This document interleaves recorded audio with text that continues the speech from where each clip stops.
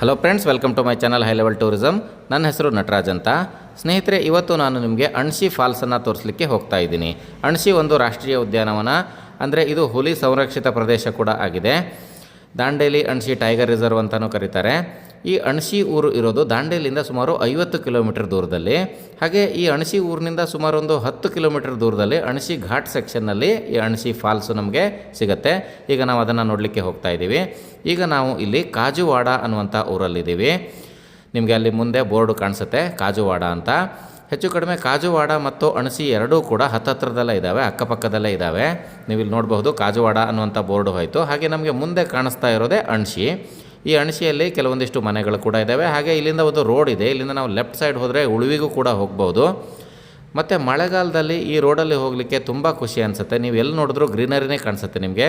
ನೋಡಿ, ಆ ಕಡೆ ಲೆಫ್ಟ್ ರೋಡೇನು ಹೋಯ್ತಲ್ಲ, ಅದು ಅಲ್ಲಿಂದ ಉಳುವಿಗೆ ಹೋಗುತ್ತೆ. ಹಾಗೆ ಇಲ್ಲಿ ಸಣ್ಣ ಪುಟ್ಟ ಅಂಗಡಿಗಳು ಕೂಡ ಇದ್ದಾವೆ. ಹಾಗಂತ ದೊಡ್ಡ ದೊಡ್ಡ ಹೋಟೆಲ್ಗಳೇನಿಲ್ಲ. ಇಲ್ಲಿ ಊಟದ ಹೋಟೆಲ್ಗಳೆಲ್ಲ ಕಷ್ಟನೇ ಸ್ವಲ್ಪ ಸಿಗೋದು. ಹಾಗೆ ನಾವು ಹೀಗೆ ಸ್ವಲ್ಪ ಮುಂದೆ ಹೋದರೆ ನಾವು ಈ ಅಣಶಿ ಊರನ್ನು ದಾಟ್ತಾ ಇದ್ದಂಗೆ ನಮಗೆ ಒಂದು ದೊಡ್ಡ ಅಪ್ಪು ಸಿಗತ್ತೆ. ಅಂದರೆ ತುಂಬ ದೊಡ್ಡ ಅಪ್ಪೇನಲ್ಲ, ಆದರೆ ಅಲ್ಲಿಂದ ಅಣಶಿ ಘಟ್ಟ ಪ್ರಾರಂಭ ಆಗುತ್ತೆ. ಅಲ್ಲಿಂದ ನಾವು ಫುಲ್ ಕೆಳಗಡೆ ಇಳಿಬೇಕಾಗತ್ತೆ. ಈ ಅಣಶಿ ಘಟ್ಟ ಅನ್ನುವಂಥದ್ದು ಸುಮಾರು 14 ಕಿಲೋಮೀಟರ್ ದೂರದ ಒಂದು ಘಟ್ಟ. ಇದು ನಾವು ದಾಂಡೇಲಿಯಿಂದ ಕಾರವಾರಕ್ಕೆ ಹೋಗೋ ರೋಡಲ್ಲೇ ಸಿಗುತ್ತೆ. ಅಂದರೆ ಅಣಶಿಯಿಂದ ಸುಮಾರು 50 ಕಿಲೋಮೀಟರ್ ಟ್ರಾವೆಲ್ ಮಾಡಿದ್ರೆ ನಾವು ಕಾರವಾರಕ್ಕೆ ಹೋಗಬಹುದು.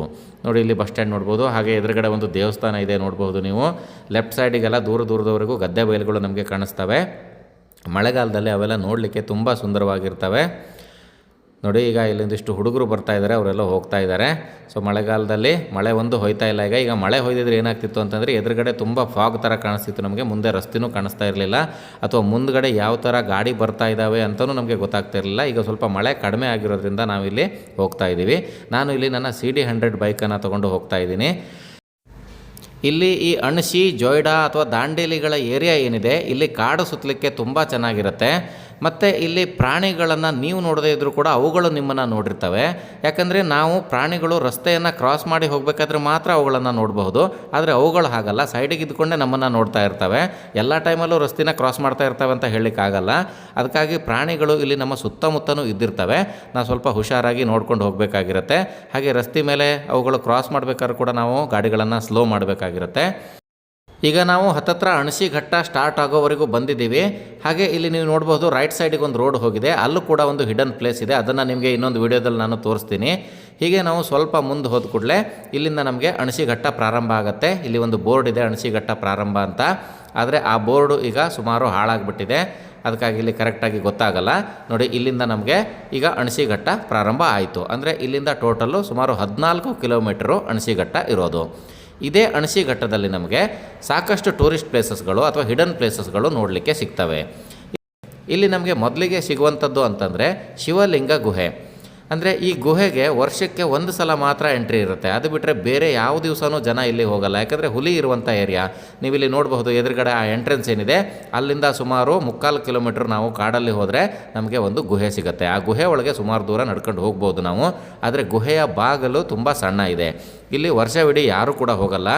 ಹುಲಿ, ಕಪ್ಪು ಚಿರತೆಗಳು ಅವೆಲ್ಲ ಇರ್ತವೆ. ಇಲ್ಲಿ ಶಿವರಾತ್ರಿ ದಿವಸ ಮಾತ್ರ ಜನಗಳು ತುಂಬ ಹೆಚ್ಚಿನ ಸಂಖ್ಯೆಯಲ್ಲಿ ಬರ್ತಾರೆ. ಅದಕ್ಕಾಗಿ ನೀವೇನಾದರೂ ಈ ರೋಡಲ್ಲಿ ಹೋಗ್ತಾ ಇದ್ದೀರಿ, ನಿಮಗೆ ತುಂಬ ಧೈರ್ಯ ಇದೆ ಅಂತ ಆದರೆ ನೀವು ಬೇಕಾದರೆ ಒಬ್ಬರೇ ಹೋಗಿ ಅಲ್ಲಿ ಹೋಗಿ ವಿಡಿಯೋ ಮಾಡ್ಕೊಂಡು ಬರಬಹುದು. ಹಾಗಂತ ನಾನು ಒಂದು ದಿವಸ ಶಿವರಾತ್ರಿ ಅಲ್ಲದೇ ಇದ್ದಾಗಲೂ ಕೂಡ ಹೋಗಿ ವಿಡಿಯೋ ಮಾಡಿಕೊಂಡು ಬಂದಿದ್ದೀನಿ. ನನ್ನ ಚಾನಲ್ನಲ್ಲಿ ಆ ಗುಹೆಯ ವಿಡಿಯೋ ಆಲ್ರೆಡಿ ಅಪ್ಲೋಡ್ ಮಾಡಿದ್ದೀನಿ, ನೀವು ನೋಡಬಹುದು. ನೋಡಿ, ಇಲ್ಲಿ ರೋಡ್ ಸ್ವಲ್ಪ ಹಾಳಾಗಿದೆ. ಮಳೆಗಾಲದಲ್ಲಿ ಹೀಗೆ ಇರುತ್ತೆ, ಏನು ಮಾಡಲಿಕ್ಕೂ ಬರಲ್ಲ. ಸ್ವಲ್ಪ ಬೆಟ್ಟದ ಮೇಲಿಂದ ಎಲ್ಲ ನೀರು ಹರಿದು ಬಂದು ಇಲ್ಲಿ ರೋಡ್ಗಳು ಹಾಳಾಗ್ತಾ ಇರ್ತವೆ. ಅದ್ರ ಜೊತೆ ಇಲ್ಲಿ ಗಾಡಿಗಳು ಕೂಡ ತುಂಬ ಓಡಾಡೋದ್ರಿಂದ ರೋಡು ಹಾಳಾಗ್ತಾನೆ ಇರುತ್ತೆ. ಘಾಟ್ ಸೆಕ್ಷನ್ ಆಗಿರೋದ್ರಿಂದ ಏನು ಹೇಳಲಿಕ್ಕೂ ಆಗಲ್ಲ ಇಲ್ಲಿ. ಮತ್ತು ಪದೇ ಪದೇ ಅಭಿವೃದ್ಧಿ ಕೂಡ ಆಗ್ತಾ ಇಲ್ಲ ಇಲ್ಲಿ. ನೋಡಿ, ಈಗ ಮುಂದ್ಗಡೆ ನಮಗೇನಾದರೂ ಇನ್ ಕೇಸ್ ಮೊದಲೆಲ್ಲ ನಾನು ಬಂದಾಗ ತುಂಬ ಫಾಗ್ ಇರ್ತಿತ್ತು. ಮುಂದೆ ಕರ್ವಿಂಗ್ ಇದೆಯೋ ಏನಿದೆ ಅಂತ ಗೊತ್ತಾಗ್ತಾ ಇರಲಿಲ್ಲ. ಆದರೆ ಈಗ ಸ್ವಲ್ಪ ಮಳೆ ಕಡಿಮೆ ಆಗಿರೋದ್ರಿಂದ ಆರಾಮಾಗಿ ಹೋಗ್ತಾ ಇದ್ದೀವಿ. ಇಲ್ಲಿ ಒಂದು ಸೈಡು ಅಂದರೆ ನಮ್ಮ ಲೆಫ್ಟ್ ಸೈಡಿಗೆ ದೊಡ್ಡ ಗುಡ್ಡ ಇದೆ. ಹಾಗೆ ರೈಟ್ ಸೈಡಿಗೆ ಸ್ವಲ್ಪ ತಗ್ಗು ಇದೆ. ಹೀಗೆ ಈ ರೋಡಲ್ಲಿ ಹೋಗ್ತಾ ಇರಬೇಕಾದ್ರೆ ನಮಗೆ ಬೈಕನ್ನು ಹೊಡ್ಕೊಂಡು ಹೋಗಲಿಕ್ಕೆ ತುಂಬ ಖುಷಿ ಅನಿಸುತ್ತೆ. ಎಲ್ಲೂ ನೋಡಿದ್ರೂ ಗ್ರೀನರಿನೇ ಕಾಣಿಸ್ತಾ ಇರುತ್ತೆ. ಹೀಗೆ ಮಧ್ಯೆ ಮಧ್ಯೆ ನಮಗೆ ಸಣ್ಣ ಸಣ್ಣ ವಾಟರ್ ಫಾಲ್ಗಳು ಅಲ್ಲಿ ಇಲ್ಲಿ ಬೀಳುವಂಥ ಶಬ್ದ ಕೇಳಿಸುತ್ತೆ. ನಾವು ಅಲ್ಲೆಲ್ಲ ಹುಡ್ಕೊಂಡು ಹೋದರೆ ಹೊಸ ಹೊಸ ವಾಟರ್ ಫಾಲ್ಗಳನ್ನು ನಾವು ಹುಡುಕಬಹುದು. ನೋಡಿ ಅಲ್ಲಿ ಮುಂದೆ ನಮಗೆ ಫುಲ್ ಡೌನ್ ಇರೋದು ಕಾಣಿಸುತ್ತೆ. ನಾವು ಹೀಗೆ ಸುಮಾರು ದೂರ ಹೋದ ಕೂಡಲೇ ನಮಗೆ ಒಂದೇ ಸಲ ಘಟ್ಟ ಇಳಿದ ಕೂಡಲೇ ಕದ್ರಾ ಅಥವಾ ಕಾರವಾರ ಸಿಕ್ಬಿಡಲ್ಲ. ಮಧ್ಯದಲ್ಲಿ ಈ ಘಟ್ಟದ ಮಧ್ಯದಲ್ಲೇ ಒಂದು ಊರಿದೆ. ಆ ಊರನ್ನು ದಾಟಿದ ನಂತರ ಮತ್ತೆ ಇನ್ನೊಂದು ಡೌನ್ ಸ್ಟಾರ್ಟ್ ಆಗುತ್ತೆ. ಅಲ್ಲಿಂದ ಮುಂದೆ ತುಂಬ ಕರ್ವಿಂಗ್ ಇದೆ. ಹಾಗೆ ಅದನ್ನು ದಾಟಿ ಹೋದ ನಂತರ ಘಟ್ಟ ಇಳಿತಾ ಇರಬೇಕಾದ್ರೆ ನಮಗೆ ಅಣಸಿ ಫಾಲ್ಸ್ ಸಿಗುತ್ತೆ. ಹಾಗೆ ಅದನ್ನು ದಾಟಿ ಸ್ವಲ್ಪ ಮುಂದೆ ಹೋದ್ಮೇಲೆ ನಮಗೆ ಕದ್ರಾ ಕ್ರಾಸ್ ಸಿಗುತ್ತೆ.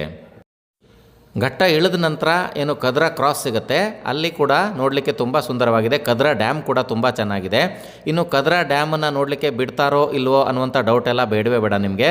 ಯಾಕೆ ಅಂತಂದರೆ ನೀವು ಈ ರೋಡಿಂದ ಆ ಕಡೆ ಕದ್ರಾ ಸೈಡು ಅಥವಾ ಮಲ್ಲಾಪುರ ಅಥವಾ ಯಲ್ಲಾಪುರಕ್ಕೆ ಹೋಗ್ತೀರಿ ಅಂತ ಆದರೆ ನೀವು ಕದ್ರಾ ಡ್ಯಾಮಿನ ಮುಂದ್ಗಡೆನೇ ಹೋಗಬೇಕಾಗಿರುತ್ತೆ. ಅದಕ್ಕಾಗಿ ಅಲ್ಲಿ ಯಾವುದೇ ರಿಸ್ಟ್ರಿಕ್ಷನ್ ಇಲ್ಲ, ಎಲ್ಲ ವೆಹಿಕಲ್ಗಳು ಕೂಡ ಹೋಗ್ಬೋದು. ಹಾಗೆ ಲೆಫ್ಟ್ ಸೈಡ್ಗೆ ನಿಮಗೆ ಕದ್ರಾ ಡ್ಯಾಮ್ ಕೂಡ ತುಂಬ ಚೆನ್ನಾಗಿ ಕಾಣಿಸುತ್ತೆ. ನೀವು ಅಲ್ಲಿ ನಿಂತು ಫೋಟೋ ವಿಡಿಯೋಗಳನ್ನೆಲ್ಲ ಮಾಡ್ಕೋಬೋದು. ಸಂಜೆ ಆಗ್ತಾ ಇದ್ದಂಗೆ ಈ ರೋಡಲ್ಲಿ ವೆಹಿಕಲ್ಗಳು ತುಂಬ ಕಡಿಮೆ ಆಗಿಬಿಡ್ತವೆ. ಆವಾಗ ನಿಮಗೆ ಯಾರೂ ಸಿಗಲ್ಲ. ಅದಕ್ಕೆ ನೀವೇನಾದರೂ ಈ ರೋಡಲ್ಲಿ ಟ್ರಾವೆಲ್ ಮಾಡ್ತೀರಿ ಅಂತಾದರೆ ಸ್ವಲ್ಪ ಬೆಳಕು ಇರ್ತಾನೆ ನೀವು ಮನೆ ಮುಟ್ಕೊಳ್ಳೋದು ಒಳ್ಳೆಯದು, ಅಥವಾ ನಿಮ್ಗೆ ಎಲ್ಲಿಗೆ ಹೋಗಬೇಕಾಗಿರುತ್ತೆ ಅಲ್ಲಿ ಹೋಗೋದು ಒಳ್ಳೆಯದು. ಯಾಕಂದರೆ ಇನ್ ಕೇಸ್ ಏನಾದರೂ ನಿಮ್ಮ ಗಾಡಿಗೆ ಏನಾದರೂ ತೊಂದರೆ ಆಯಿತು ಅಂತಂದರೆ ಯಾರು ಕೂಡ ಸಿಗಲ್ಲ ಆವಾಗ. ಅದು ಅಲ್ಲದೆ ಕಾಡು ಪ್ರಾಣಿಗಳು ಕೂಡ ಈ ಏರಿಯಾದಲ್ಲಿ ಇರ್ತವೆ. ನನಗೂ ಕೂಡ ಒಂದು ದಿವಸ ಒಂದು ರೀತಿ ವಿಚಿತ್ರ ಅನುಭವ ಆಯಿತು. ಅದು ಏನಪ್ಪ ಅಂತಂದರೆ ಈ ಅಣಸಿಕ್ಕಿಂತ ಸ್ವಲ್ಪ ಹಿಂದೆ ಇನ್ನೊಂದು ಪ್ಲೇಸ್ ಇದೆ, ಮುಪ್ಪೆ ಫಾಲ್ಸ್ ಅಥವಾ ನಿಗುಂಡಿ ಫಾಲ್ಸ್ ಅಂತ ಕರಿತೀವಿ. ನನ್ನ ಚಾನಲಲ್ಲಿ ಕೂಡ ಇದೆ ಅದು. ಅಲ್ಲಿ ನಾನು ಬರ್ತಾ ಇರಬೇಕಾದ್ರೆ ಅಲ್ಲಿ ಏನಿದೆ ಅಂತಂದರೆ ನಾನು ಅಣಸಿಯಿಂದ ರಿಟರ್ನ್ ಹೋಗ್ತಾ ಇದ್ದೆ. ನಮ್ಮದು ಜೊಯ್ಡಾದಲ್ಲಿ ಕಂಪ್ಯೂಟರ್ ಇನ್ಸ್ಟಿಟ್ಯೂಟ್ ಇದೆ, ಅದರ ಅಡ್ವರ್ಟೈಸ್ ಪರ್ಪಸ್ಸಿಗಾಗಿ ನಾನು ಅಣಸಿ ಹೋಗಿದ್ದೆ. ಸೊ ಅಣಸಿಯಿಂದ ನಾನು ವಾಪಸ್ ಹೋಗ್ತಾ ಇರಬೇಕಾದ್ರೆ ಆ ನಿಗುಂಡಿ ಫಾಲ್ಸ್ ಇರುವಂಥಲ್ಲಿ ಒಂದು ಅಪ್ ಇದೆ, ಅದರಲ್ಲೊಂದು ಕರ್ವಿಂಗ್ ಇದೆ. ಅಲ್ಲಿ ನಿಗುಂಡಿ ಫಾಲ್ಸ್ ದಾಟಬೇಕಾದ್ರೆ ಎಲ್ಲರಿಗೂ ಗೊತ್ತೋದು. ಆ ಕರ್ವಿಂಗಲ್ಲಿ ಅಪ್ಪಲ್ಲಿ ಸ್ಲೋ ಆಗಿ ನಾನು ಬೈಕನ್ನು ಒಯ್ತಾ ಇರಬೇಕಾದ್ರೆ ಆ ಮೇಲ್ಗಡೆಯಿಂದ ಒಂದು ಹಲಸಿನಕಾಯಿ ಉರುಡಿ ರಸ್ತೆಗೆ ಬಂತು. ಅಂದರೆ ನನ್ನ ಬೈಕ್ ಹತ್ರ ಬರ್ತಾಯಿತ್ತು, ನನಗೆ ಸ್ವಲ್ಪ ದೂರದಲ್ಲಿ ಕಾಣಿಸ್ತಾ ಇತ್ತು ಅದು. ಯಾಕೆ ಅಂತಂದರೆ ಈಗ ನಮ್ಮದು CT100 ಹೀರೋ ಹೋಂಡಾ CT100 ಬೈಕ್ ಏನಿದೆ ಇದ್ರದ್ದು ಬೆಳಕು ತುಂಬ ಡಿಮ್ ಇರುತ್ತೆ. ಆದರೂ ನನಗೆ ಮುಂದ್ಗಡೆಯಿಂದ ಏನೋ ಒಂದು ಉರುಡಿ ಬರ್ತಾ ಇರೋ ಹಾಗೆ ಕಾಣಿಸ್ತು. ನಾನು ಏನಪ್ಪ ಅಂತೇಳಿ ಸ್ವಲ್ಪ ಸ್ಲೋ ಮಾಡಿದೆ. ಆದರೆ ಆ ಹಲಸಿನಕಾಯಿ ಹಾಗೆ ಡೌನಲ್ಲಿ ಬರ್ತಾ ಕೆಳಗೆ ಬಂದು ಸೈಡಿಗೆ ಗಟಾರದಲ್ಲಿ ಬಿತ್ತು. ಹಾಗೆ ನಾನು ಸ್ವಲ್ಪ ಹೊತ್ತು ನಿಂತ್ಕೊಂಡು ಮತ್ತೆ ಗಾಡಿ ಸ್ಟಾರ್ಟ್ ಮಾಡಿ ಮತ್ತೆ ಹೊಡ್ಕೊಳ್ಳೆ ಇನ್ನೊಂದು 2 ಹಲಸಿನಕಾಯಿ ಸಣ್ಣ ಹಲಸಿನಕಾಯಿಗಳು ಮತ್ತೆ ರಸ್ತೆ ಮೇಲೆ ಉರುಡು ಬರ್ತಾಯಿದ್ವು. ನನಗೆ ಆವಾಗ ಸ್ವಲ್ಪ ಗೊಂದಲ ಆಯಿತು, ಯಾರಪ್ಪ ಈ ರೀತಿ ಹಲಸಿನಕಾಯಿಗಳನ್ನು ರಸ್ತೆ ಮೇಲೆ ಒಗೆದು ಗಾಡಿಗಳನ್ನು ತಡೀತಾ ಇದ್ದಾರೆ ಅಂತ ಹಾಗೆಲ್ಲ ಕಲ್ಪನೆ ಬಂದ್ಬಿಡ್ತು ನನಗೆ. ಆದರೆ ಅಷ್ಟೊತ್ತಿಗೆ ಏನಾಯಿತು, ನನ್ನ ಹಿಂದ್ಗಡೆ ಇನ್ನೊಂದು ರಿಕ್ಷಾ ಬರ್ತಾಯಿತ್ತು, ತುಂಬ ಹೊತ್ತಿಂದ ಬರ್ತಾಯಿತ್ತು. ಅದನ್ನ ಕ್ರಾಸ್ ಮಾಡಿ ನಾನು ಆಲ್ರೆಡಿ ಬಂದುಬಿಟ್ಟಿದ್ದೆ. ಸೊ ನಾನು ಬೈಕ್ ನಿಲ್ಲಿಸಿರೋದು ನೋಡಿ ಅವರು ನಿಲ್ಲಿಸಿದ್ರು. ಏನಾಯಿತು ಏನು ಅಂತ ಕೇಳಿದ್ರು. ಹಾಗೆ ನೋಡಿ ಅಲ್ಲಿ ಮುಂದ್ಗಡೆ 2 ಹಲಸಿನಕಾಯಿ ಬಿದ್ದಿದ್ದೆ ರಸ್ತೆ ಮೇಲೆ, ಯಾರೋ ಹಲಸಿನಕಾಯಿ ಒಗಿತಾ ಇದ್ದಾರೆ ಅಂತ ಅಂದೆ.